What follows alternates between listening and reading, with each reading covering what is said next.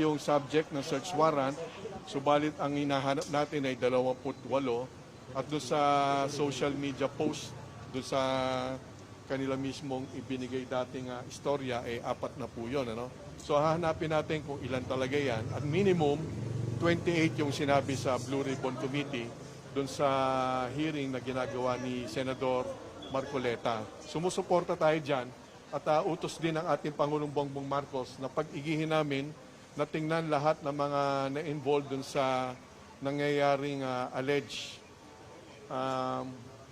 flood control scandal, flood control mess. So titingnan natin lahat ng personalities doon.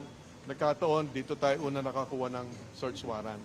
Ngayon, binibigyan naman natin ng tamang pagkakataon ang mga may-ari, ang Vizcaya family, na ipakita sa Bureau of Customs yung kanilang mga pinagbayaran.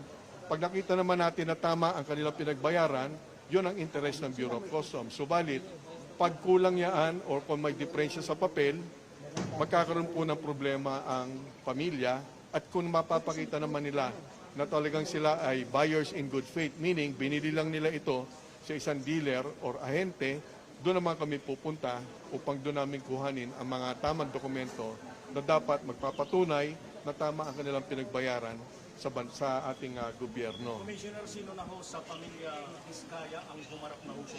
Wala po, yung representative pa lang po nila. Commissioner, sa Ilan na ho ang nakita? Sa 12 sakyan, ilan po ang nandito naiwan? Ang nandito sa loob ngayon, doon sa nasa warrant natin, 2 out of 12.